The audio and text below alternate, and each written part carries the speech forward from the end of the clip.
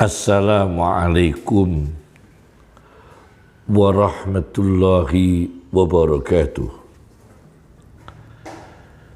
Bismillahirrahmanirrahim. Yang pertama ialah dicabutnya ilmu.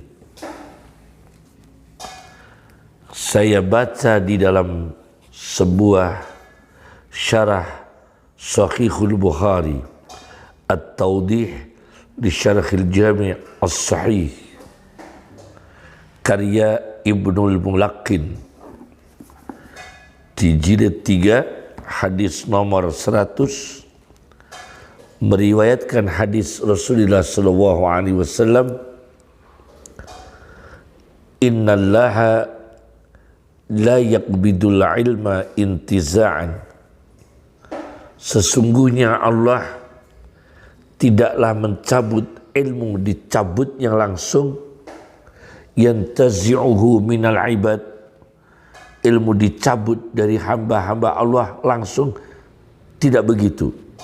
Tetapi walakin yaqbidul ilma biqabdil ulama, dan tetapi Allah mencabut ilmu dengan dicabutnya arwahnya para ulamanya Allah.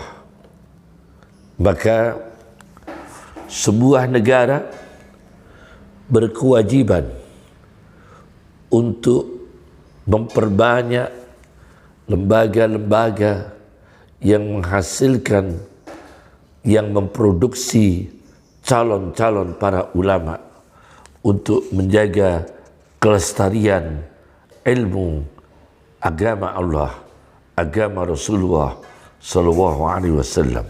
Di dalam syarahnya Ibnul Mulaqqin di jilid 3 At-Tawdih di Syarahil Jami' As-Sahih halaman 495, beliau mengatakan, wa innama yakunu intiza'uhu, dan sesungguhnya adanya terjadi pencabutan ilmu bitajihim al-ilma, karena mereka menyia-nyiakan ilmu. Fala yujadu may yakhlufu man madha, maka tidak ditemukan orang yang mengganti di belakangnya, mengganti ulama-ulama yang sudah lewat, yakni tidak ada generasi yang meneruskan sebagai ulama. Maka saya ingatkan, ulama ialah ulama. Jangan memaksakan diri untuk ikut intervensi di ruang-ruang yang bukan ulama. Nanti akan habis, akan punah, akan berkurang banyak jumlah para ulama, karena kader-kader ulama mengaktifkan diri di berbagai bidang yang bukan bidang-bidang keulamaan, memaksakan diri di politik, memaksakan diri di pengusaha, memaksakan diri sebagai profesi-profesi lain yang tidak ada kaitannya dengan ulama, hanya semata-mata untuk materi duniawi. Jangan sampai itu terjadi. Lebih-lebih ilmu faraid, ilmu tentang hukum waris dalam Islam, disebutkan dalam kitab Sunan Ad-Daruqutni karya Ad-Daruqutni di jilid 2 nomor hadis 4014. Di sini diceritakan, ta'allaq Rasulullah sallallahu alaihi wasallam bersabda, ta'allamul fara'idha wa'allimuhu an-nas.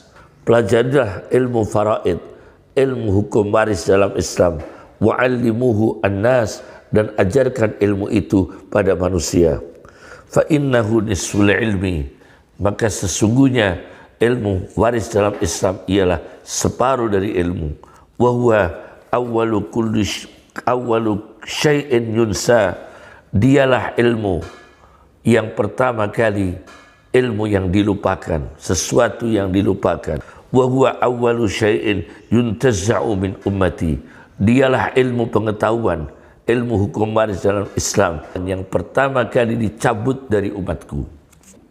Maka kuatkan lembaga-lembaga pengadilan agama Islam untuk bisa menerapkan dengan legalitas, ada payung hukum, ada konstitusinya, supaya hukum waris dalam Islam ini bisa dilestarikan secara lembaga pengadilan maupun bisa dimasyarakatkan di tengah-tengah masyarakat umat Islam. Wa huwa awwalu syai'in yuntaza'u min ummati. Dialah ilmu pengetahuan yang pertama kali dicabut dari umatku. Yang kedua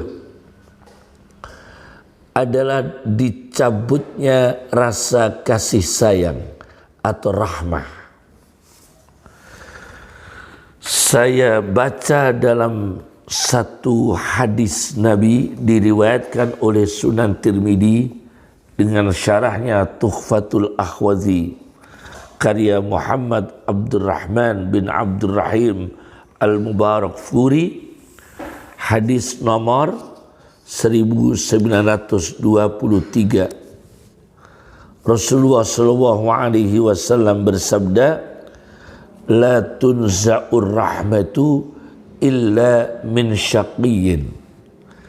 Tidaklah dicabut rasa kasih sayang, tidaklah dicabut rasa kasih sayang, empati, solidaritas, kemanusiaan, persaudaraan, tidaklah dicabut kecuali dari orang yang celaka, orang yang akhirnya sengsara, yakni tidak ada kasih sayang, akan mencelakakan diri sendiri, akan menjadi golongan orang yang celaka dan sengsara. Penguasa tidak kasih sayang kepada rakyatnya, dia akhirnya menjadi orang yang celaka dan sengsara. Koruptor tidak ada kasih sayang, hidupnya akan celaka dan sengsara, keluarganya akan celaka dan sengsara. Penegak hukum tidak ada kasih sayang, dia akan sengsara dan celaka. Para lawyer tidak ada kasih sayang, dia akan celaka dan sengsara. Maka dalam sarahnya Tuhfatul Ahwadi, faman la riqqata lahu la imanalah. Maka barang siapa yang hatinya tidak ada lunaknya, tidak ada empatinya, tidak ada rasa sensitifnya dengan kesedihan orang, dia tidak punya iman sempurna. Wa man la imana lahu syaqya. Dan barang siapa yang tidak punya iman yang sempurna, tidak punya pengamalan iman, celaka. Faman la yurzaq ar-rigah syaqya. Barang siapa yang tidak mendapatkan rezeki, lunaknya hati, kasih sayangnya hati, syaqya, celaka. Ketiga ialah dicabutnya amanah. Saya baca dalam sebuah hadis Nabi Sahih Bukhari dengan syarahnya Fathul Bari Ibnu Hajar Al-Asqalani, yaitu di hadis Bukhari nomor 6497, di mana Rasulullah sallallahu alaihi wasallam bersabda, yanamur rajulu an-naumata fatuqbadul amanatu min qalbih. Ada seorang laki-laki yang tidur, yang sebelum tidur dia amanah, dia masih jujur. Begitu tidur an-naumata, satu kali tidur hari itu, fatuqbadul amanatu min qalbih, bangun tidur sudah tidak punya kejujuran karena planning, karena rekayasa, karena sistematis, karena sistem, karena tekanan politik, karena tekanan rumah tangga, karena hajat hidup yang berlebihan, karena kehidupan konsumtif, bahkan tidak ada amanah. Ulama menjual dalilnya untuk pengusaha, ulama menjual dalilnya pada penguasa. Ini tanda-tanda tidak ada amanah. Penguasanya tidak jujur, tanda-tanda tidak ada amanah. Fatuqbadul amanatu min qalbih, maka amanah kejujuran dicabut dari hati orang yang tidur tadi. Keempat, dicabutnya wibawa Islam, haibatul Islam. Saya baca di dalam kitab Mausu'ah Ibni Abi Dunya jilid 2 halaman 527, nomor hadis 3996 di kitabnya Ibnu Abi Dunya, yaitu Dammud Dunya, mencela dunia. Rasulullah SAW mengatakan, "Idza addamat ummati ad-dunya nuzi'a minha haibatul Islam." Apabila umatku telah mengagungkan dunia, menyembah dunia, kapitalis, materialis, komunis, mengagungkan dunia, nuzi'a minha haibatul Islam, maka akan dicabut dari umatku wibawa Islam. Orang Islam sudah tidak lagi ditakuti, ulamanya sudah tidak lagi disegani, karena ulamanya sudah menjadi budak dunia. Para cendekiawannya sudah menjadi budak dunia, yakni bisa dibeli, bisa diiming-imingi, bisa dilunakkan dengan duniawi, bisa dilunakkan dengan fasilitas-fasilitas dari mereka yang punya kepentingan bisnis dan politik dan ideologi tertentu. Ulamanya tidak kuat imannya, misalnya itu terjadi, nuzi'a minha haibatul Islam, akan dicabut wibawa Islam dari umatku, akan dicabut wibawa Islam dari umatku. Idza addamat ummati ad-dunya nuzi'a minha haibatul Islam. Keenam adalah dicabutnya khusyuk, naz'ul khusyuk. Saya baca di dalam kitab At-Targhib wa Tarhib. Ini kitab karya Abdul Azim Al-Mundiri. At-Targhib wa Tarhib min al-Hadis Syarif, karya Abdul Azim bin Abdul Gawi Al-Mundiri. Di jilid 1 halaman 351, hadis nomor 28. Rasulullah SAW bersabda, "Awwalu syai'in yurfa'u min hadhil ummah al-khusyu'." Awalnya sesuatu yang diangkat dari umat ini, yang dicabut dari umat ini ialah khusyuk. Hatta la tara fiha khashi'an, sehingga kamu tidak melihat di tengah-tengah umatku orang yang kamu yakini khusyuk. Hatta la tara fiha khashi'an, sehingga kamu tidak melihat di tengah-tengah umatku orang yang khusyuk, orang yang diyakini budak-budak. Keenam,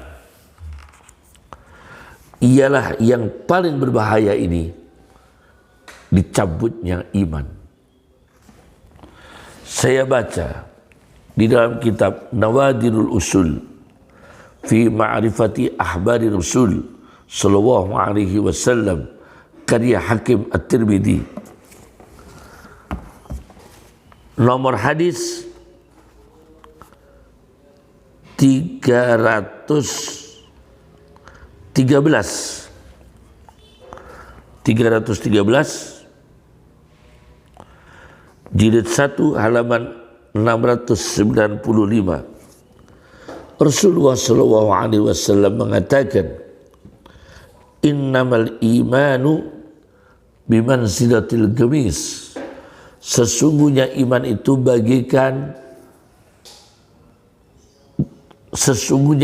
itu sama dengan kedudukannya baju kurung. Marratan taqammasuhu, suatu ketika baju kurung kamu pakai sebagai baju kurung. Wa marratan tanzi'uhu, dan suatu ketika baju kurung itu kamu cabut, kamu copot. Iman juga begitu. Suatu ketika orang melepaskan imannya, suatu ketika orang memakai baju iman, kadangkala mencabut bajunya, mencabut imannya. Ini sangat berbahaya. Orang yang tidak punya kestabilan iman, orang yang tidak punya istiqamah dalam iman. Nah, 6 perkara inilah